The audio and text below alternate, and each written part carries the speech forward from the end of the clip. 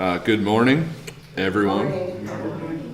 It's good to see everyone here. We're in the midst of Leviticus 11 and 12. There we go. We got one person coming on. Leviticus 11 is going to talk about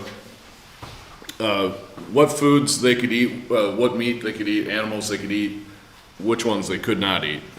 And I think the best analogy I heard for reasoning behind it was, are you guys aware of the custom of men walk into a room with a hat on? They would take it off as a sign of respect. Are you all aware of this? Yeah. Can anyone explain to me why? Like, we know it's a sign of respect, but we do not know why, where it comes from, right? Oh, Jim has an idea.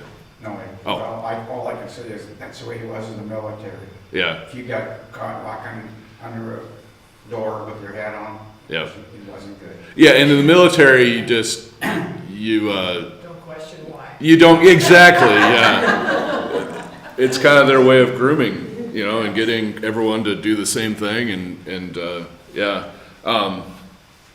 Yeah, for sure. I don't think it's as customary today. I don't think people that leave their hat on mean anything disrespectful by doing it. Sometimes they're just unaware, of old traditions, and it's not really, communicated, and it's not really explained very well. It's just one of those things. But the reason for sharing that analogy is to explain, like, in some ways, we don't know why not pigs but cows can be eaten. I mean, there's some reasoning, but it's not completely clear. So then in chapter 12, we actually begin a new segment of Leviticus, and this might be like the dead center. I can't remember for sure, but a chiasm is a really maybe not easy word to spell, and you know how a movie, has a plot and reaches its climax and then comes back down? That's kind of what a chiasm is, but it's a literary tool for writers and readers where it's A, B, A, 1, and the content of A and A, whatever that thing's called, apostrophe, I don't know, but it's the same. And so it's kind of like, it's kind of poetic. We see it in poems where you begin with the same phrase, you have the content in the middle, and then you end. And then, I mean, it's all over Scripture, and it's really hard. I don't always catch it, but it's in Psalms and stuff like that. It's and sometimes it's like A, B, C, D, D, C, B, A, And I think for me, I never catch it, right? It's like, the dairy farmers, they walk in the barn and they can tell which cows are sick by looking at them. And I'm like, it's a cow, right? I don't see it. But yet, on the other hand, I can look at plants in a different way than a lot of people, or the things that I specialized in, I can see it differently. You'd think I should see these things. I don't. I just know that they're there, and I don't know how many people really who do without kind of getting tipped. But back in the day, we might say these sort of features were kind of like, let's see. If I say liberty, what do you say? Liberty. The commercial, have you seen the Liberty? Yes. Oh, yeah. Liberty, liberty, liberty. Liberty. Or, yeah, you're fine. You're just way too serious. But it's a jingle. It's meant to stick, and that's what chiasms were developed for. And you think about all the literary things, like, what do I sometimes do to get attention when I'm speaking? A lot of times it's not it's not even like I'm not like conscious. I'm conscious, but I'm not like thinking, oh, here I'm going to grab this literary tool to. But like when I'm reading a prayer, sometimes in worship, you'll notice they'll repeat the line twice. In my mind, that just kind of helps us get caught up. It emphasizes something in the moment that I think is worth emphasizing. A pause does these sort of things. There's all sorts of literary features, but and I don't know if those are literary features, but tools to help us, like if you want to get your spouse's attention, what do? You yell at them, or your kid, you give them the middle name too, right? I mean, there's all these things we've developed to get the attention of when we want to say some important things. So, that being said, chapter 12 is the B. Chapter 15 is the A, whatever that is. And then chapter 13 and 14 are the middle.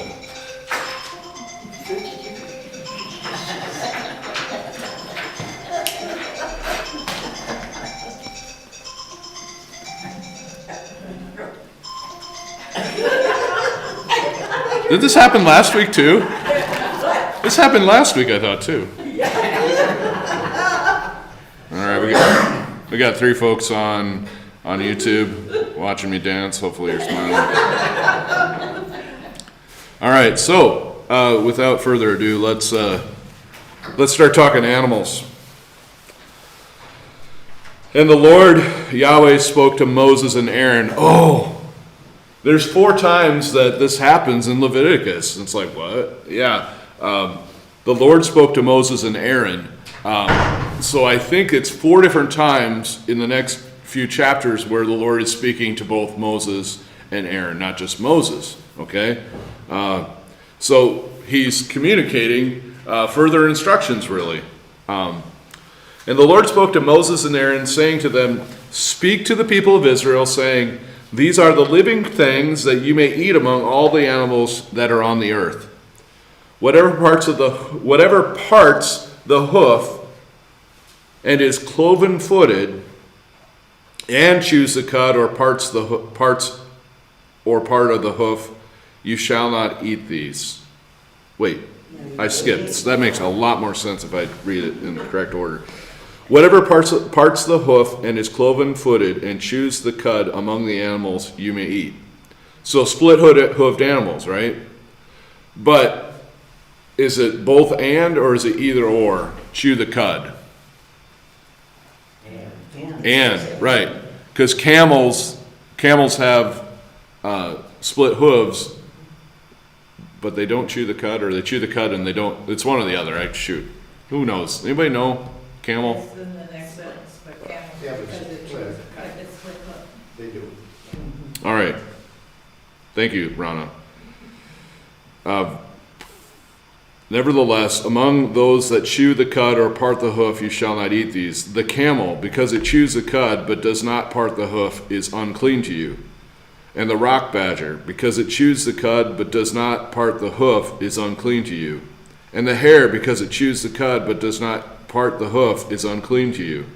And the pig, because it parts the hoof and is cloven-footed but does not chew the cud, is unclean to you. You shall not eat any of their flesh, and you shall not touch their carcasses.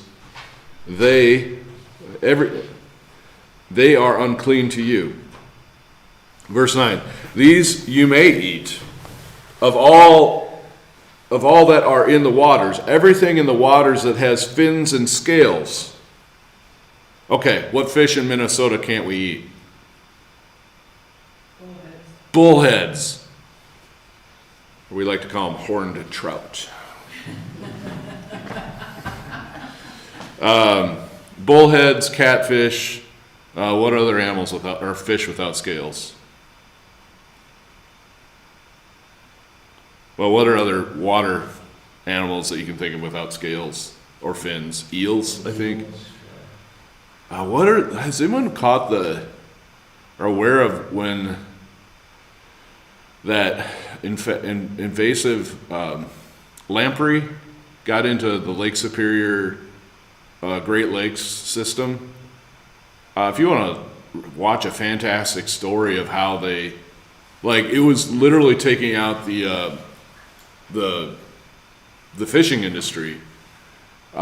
These lampreys are parasitic, and they attach to the side of the fish, and they're like a little noodle, and some fish get multiples on them, and kind of like the invasive species that are, aquatic plants or algae or whatever they are, but these attack the fish. Well, they found, this is like decades ago, they figured out how to do some treatment in the streams to start having an effect on them, and I don't remember how it worked, but anyway, I don't know if a lamprey is a fish, but it's definitely not.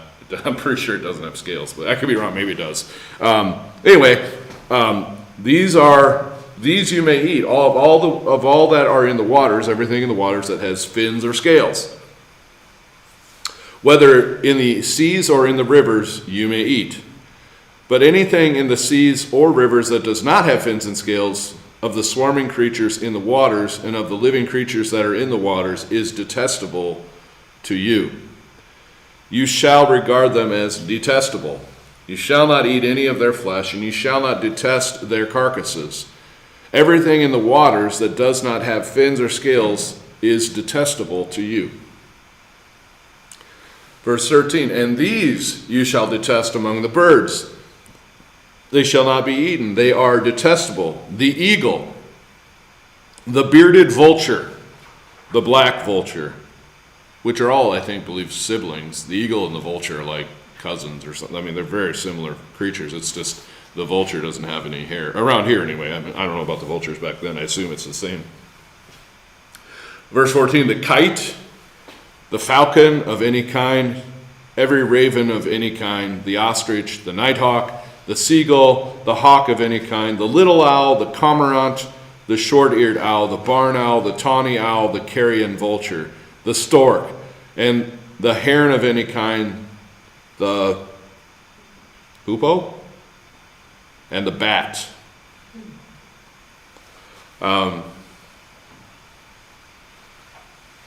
Those are the ones that you are not to eat.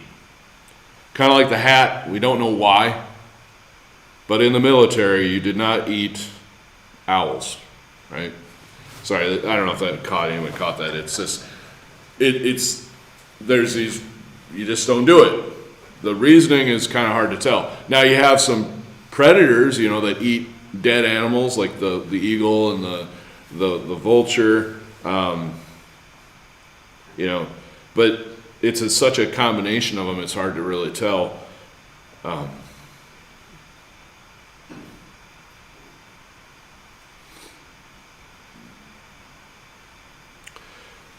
Moving on, verse 20, all winged insects that go on all fours are detestable to you.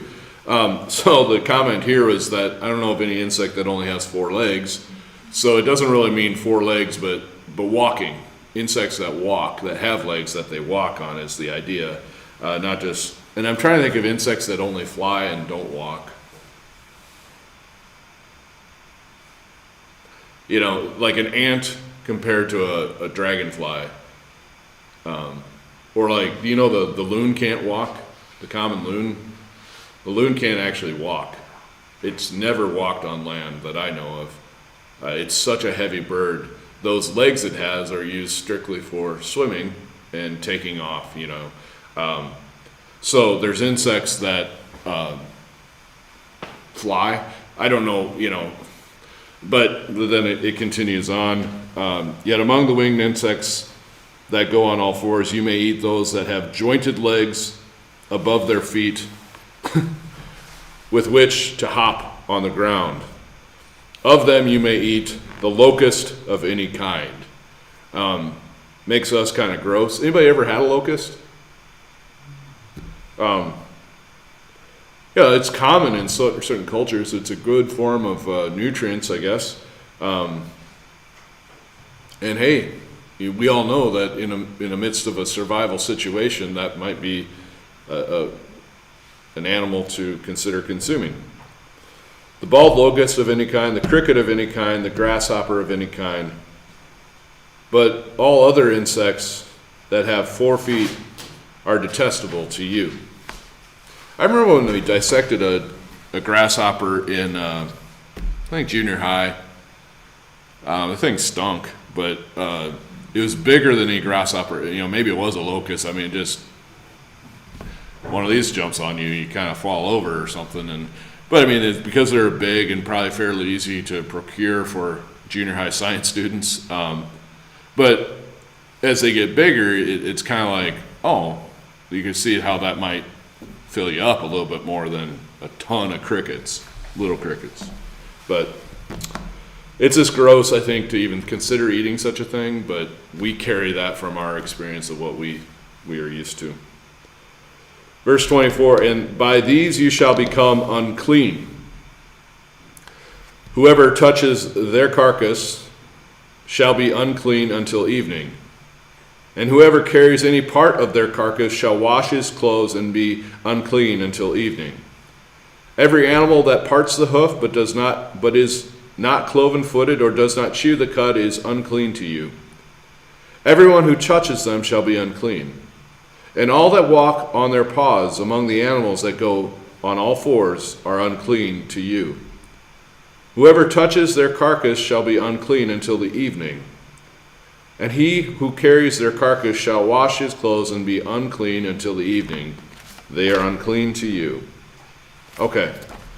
I think at this point I'm going to talk about some, 4 different reasonings that I don't think any of them are really, lock it up. A lot of times when you have different ideas of how these animals are selected, if you have multiple variations of theories, it goes to show that it's very unclear. So the first theory would be hygienic, and that is if you don't cook your pig to the right temperature, what happens? You get trichinosis. Who said that? Diane, nice. And if you don't cook your beef well enough, that's been exposed to the air, I'll put it that way, what potentially will you get? Heartworm or salmonella, is that correct? Yeah, so the idea is the pig uncooked is a reason maybe why they don't have it. It's hygienic. But then we throw in the beef idea, and it's like, well, you can have a cow, but you can eat cow here. So that doesn't really hold water very well. The second theory would be cultic. Now I got to remember what that actually meant. I believe it had to do with, culturally speaking, false worship of animals in the wrong way. This was a way to avert doing that or avoid doing such things, but it's hard to prove. The third theory would be morally symbolic, because what you're doing right now is kind of chewing on the cud. When you read the Bible and you think about it, it's chewing the cud. It's like when you received the Bible is when you consumed it, or when you read the verse and you consumed it, you read it, but when you're chewing the cud, you're thinking about it. You're chewing on those words, right? It's actually a wonderful analogy. And it was from the Old Testament. I mean, it was already kind of an idea, perhaps, but was it already then? I don't know. It doesn't hold great water, but I mean, it makes sense. But here's the theory that animals that don't chew the cud symbolically show us, we should not eat because we are a people who chew the cud.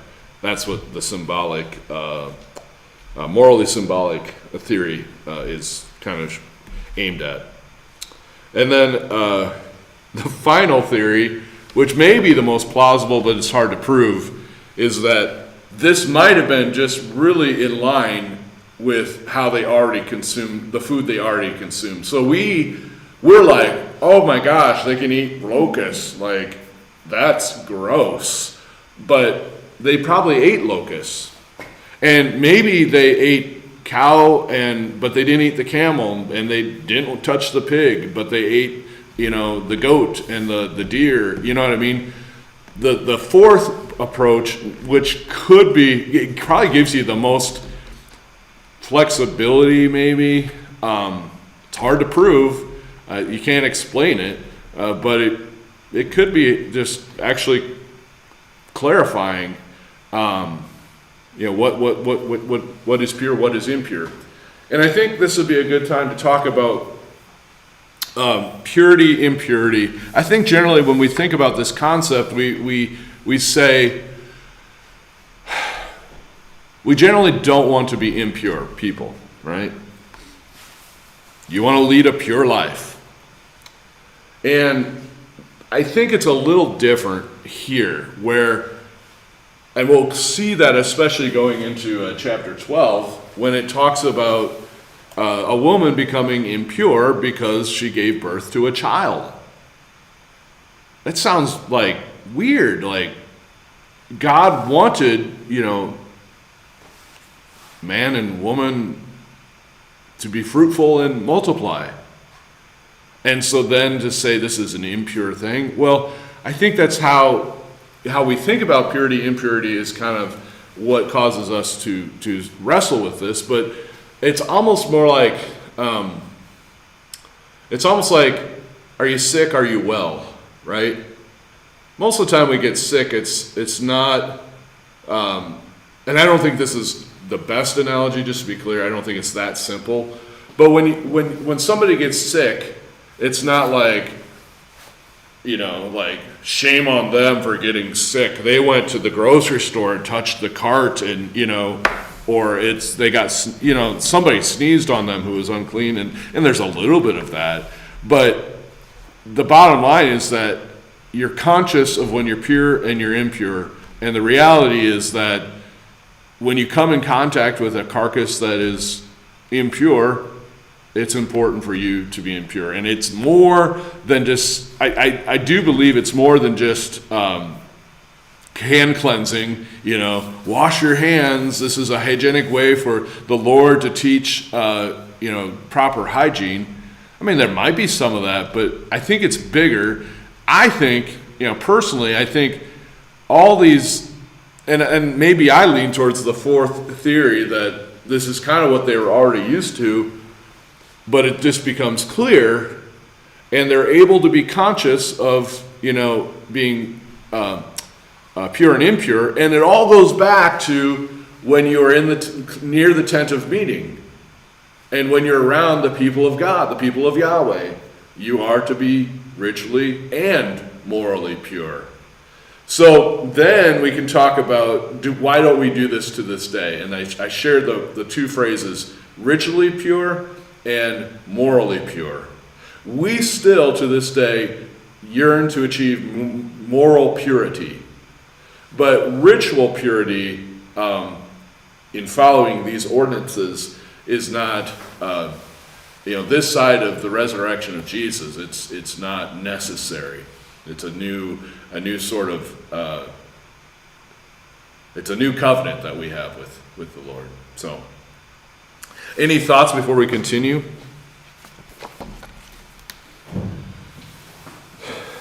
Verse 29, and these are unclean to you among the swarming things that swarm on the ground, the mole rat, the mouse, the great lizard of any kind, the gecko, the monitor, the monitor lizard, the lizard, the sand lizard, and the chameleon. These are unclean to you among all the swarm, and we're all thinking, that's fine with me, right? Whoever touches them when they are dead shall be unclean until the evening. And anything on which any of them falls when they are dead shall be unclean.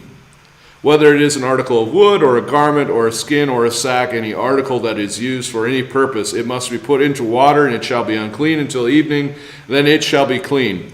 And if any of them falls into any earthenware vessel, all that is in it shall be unclean, and you shall break it.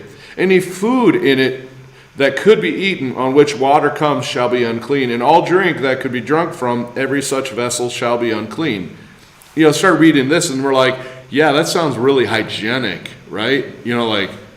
Like this is protecting the people from some sort of disease, an animal that gets into the water, but it doesn't explain all these things, but it could be partial.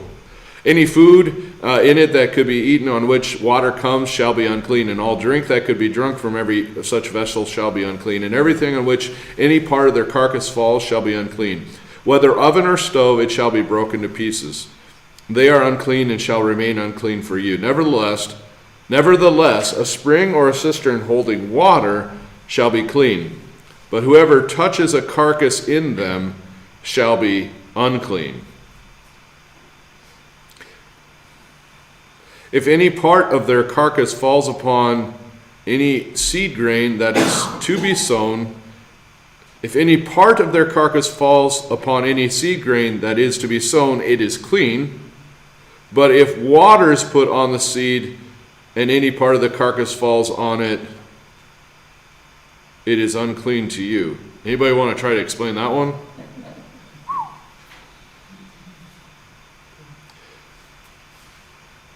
Verse 39, and if any animal which you may eat dies, whoever touches its carcass shall be unclean until the evening.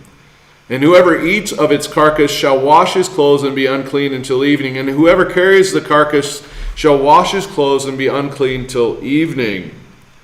So, in all that we've read already this morning, how long are you ritually impure? Until evening. You just got to wash your clothes. Okay. Verse 41, every swarming thing that swarms on the ground is detestable. It shall not be eaten. Whatever goes on its belly and whatever goes on all fours and whatever has many feet, any swarming thing that swarms on the ground, you shall not eat, for they are detestable. You shall not make yourselves detestable with any swarming thing that swarms, and you shall not defile yourselves with them and become unclean through them. For I am the Lord your God. Consecrate yourselves, therefore, and be holy, for I am holy. You shall not defile yourselves with any swarming thing that crawls on the ground. For I am the Lord who brought you out of the land of Egypt to be your God, and you shall therefore be holy, for I am holy. This is the law about beast and bird and every living creature that moves through the waters and every creature that swarms on the ground, to make a distinction between the unclean and the clean, between the living creature that may be eaten and the living creature that may not be eaten. All right. So holiness is still here. And a couple thoughts that come to mind. One is, why such great detail? Well, one thought I have is, isn't it great? There's a lot of clarity, right? They're not left wondering in a lot of cases. There's a really, we could say, an intimate relationship of what clearly is okay and not okay. There's also an element of trust that God will provide. So as much as you think you need to have bacon, I mean, I'm just being funny, it doesn't really make sense, but I think a lot of people in the room are thinking, why can't they eat pork? I mean, pork, when prepared properly, is pretty fantastic, right? Well, here's another side of it, that when we eat beef, right? Those of us who eat beef, what did that beef eat to get grass and grain? But what mostly did it eat? The beef you eat you get from the grocery store. Most of the beef you eat, what is its major food source? Isn't it corn? I mean, this is just a side tangent, but the beef we eat today is fatty, right? It's delicious, right? We love beef. You can't screw up ground beef because there's so much fat in it, right? And we like leaner beef because then we don't have to pour off as much, but it costs more to have leaner beef, right? And the fattier, I don't know. But the beef we eat today, most of us, now I know there's a side to this and we'll get to that, but the whole point I'm trying to make is that even even if we say, yeah, they get to eat the cow like I get to eat the cow, I think that cow probably tasted a lot different. That goat probably tasted a lot different. You know, and I mean, Jim, I know you were very familiar with beef that was strictly grass-fed. The fat is literally a different color, and the beef has a different flavor. And at first, I think it can kind of catch you off guard, but then I think it grows on you because you realize, you know, there's some really neat things that come through grass-fed beef. But it's hard to get into that market and make money being a grass-fed beef farmer, right? You know, even though it's probably for sure a better way to raise beef. Now, I'm getting really far off there. But the whole point is to bring us back and to say, be careful in thinking like we're eating the same cow. The beef might have tasted like locusts back then compared to what we're used to now. Because you think about what they were able to consume. They weren't, you know, and I think another way of thinking about it is like the deer you shot from the swamp versus the deer that ate in the cornfield all year long. You know, it's just a different flavor. And it doesn't surprise us. I mean, it makes complete sense. We say, why? It's just like dragging our feet through Leviticus, and it's like, oh my gosh, what are we doing here? But yet, we're watching that the Lord really is being really clear, and He's emphasizing holiness, you know, and right relationship with Him. He wants to live amongst His people. He wants to have that relationship. And I think that's something to this day that is the Christian church continues on. That's something we can run with.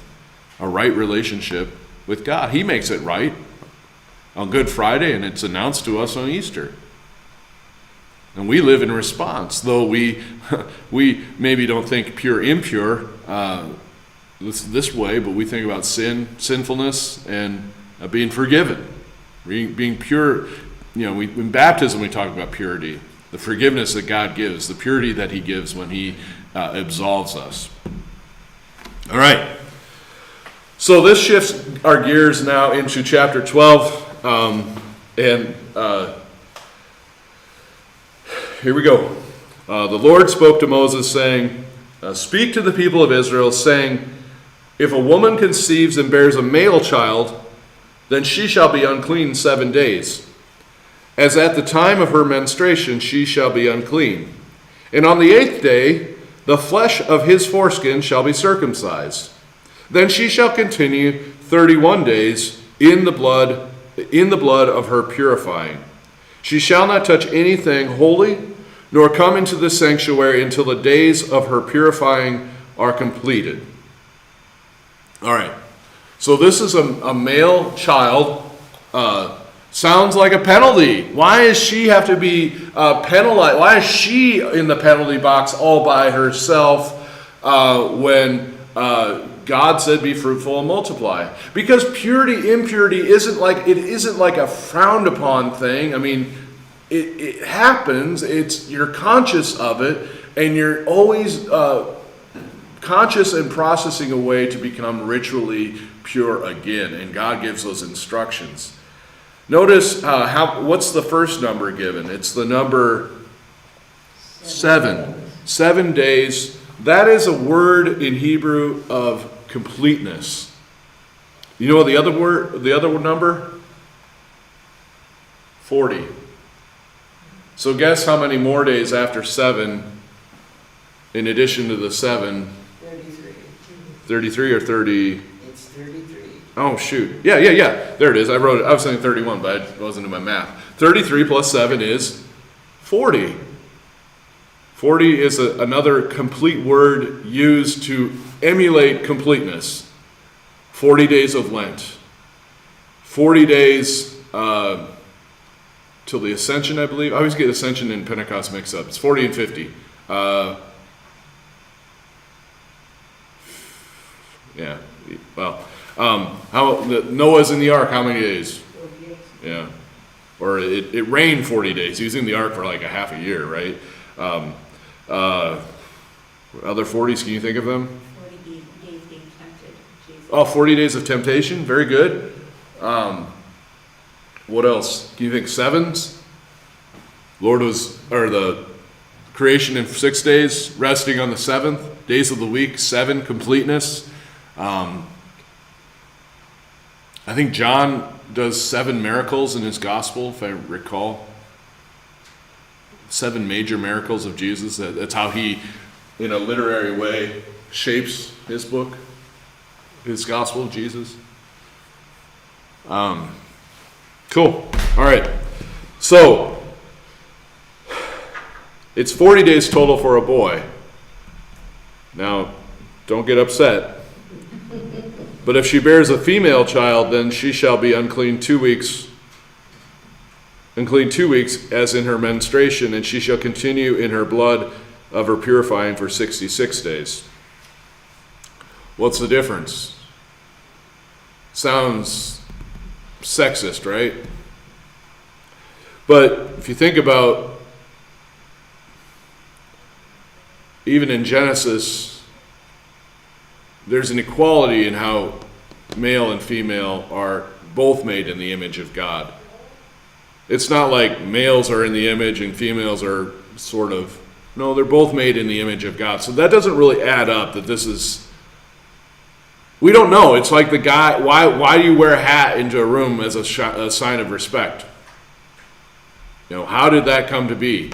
I mean, we know it means traditionally you're respectful, but, you know, why? We don't know why it's, I mean, it maybe there's some beliefs it was, I mean, and this is where there's tons of theories. I mean, obviously there's the one that this is sexist, you know, Moses is, you know, got, you know, it goes the wrong way because we just don't know. But even like when a woman gives birth to a female, there's a more blood flow because it's of the gender of the baby. All sorts of theories that you just don't know. I think for me, I just back up and say, oh, it's just giving clarity. You know, like, oh, here's another thing I read and may come up here. But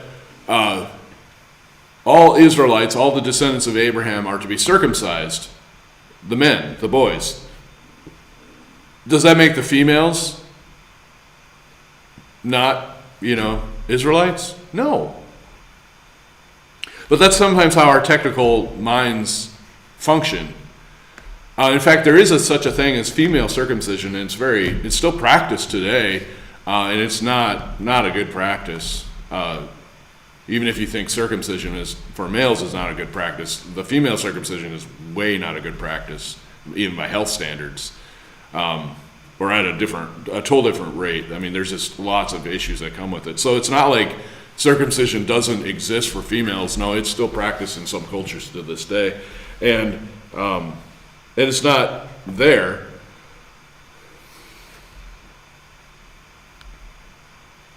Well, anyway, we'll move on. Verse 6. And when the days of her purifying are completed, whether for a son or for a daughter, she shall bring to the priest at the entrance of the tent of meeting a lamb a year old for a burnt offering, and a pigeon or a turtle dove for a sin offering. So this is the purification offering. This is the cleansing offering, okay? And he shall offer it before the Lord and make atonement for her. So then it's paying the ransom. Then she shall be clean and from the flow of her blood. This is the law for her who bears a child, either male or female. And if she cannot afford a lamb, then she shall take 2 turtle doves or 2 pigeons, one for a burnt offering and the other for a sin offering. And the priest shall make atonement for her, and she shall be clean. That's a really long chapter, isn't it? That brings us to the end of what I've prepared for this day. But we'll get in, probably do 13 and 14. Maybe not. Maybe just 13 next week. So, any thoughts from you guys?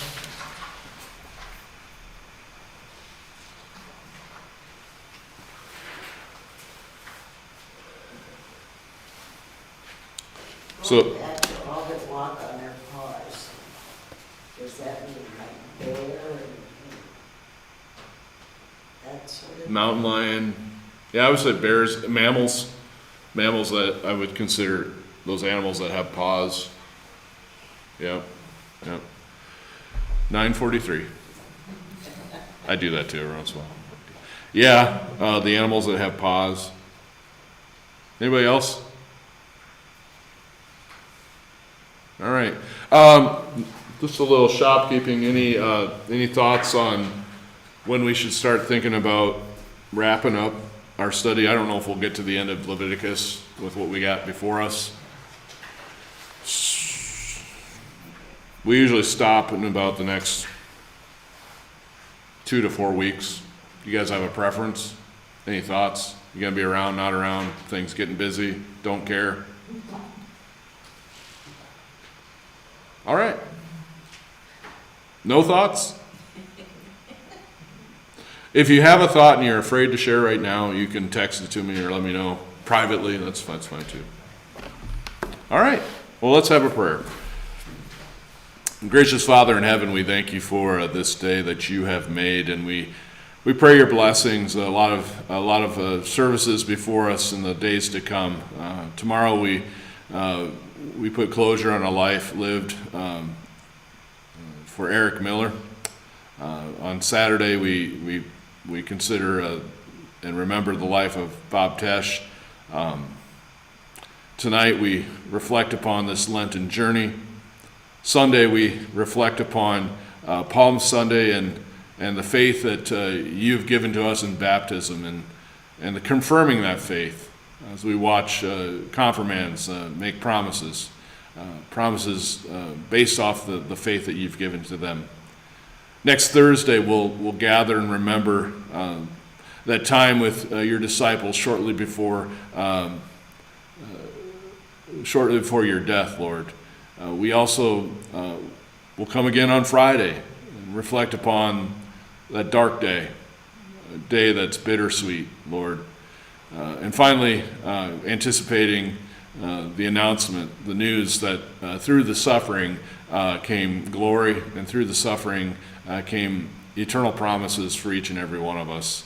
It ties us to our confirmation, ties it to our baptism, and even goes with us by means of our funerals and memorial services. So for all these people involved, for this congregation that will worship in many and varying ways, we pray your blessings in Jesus' name.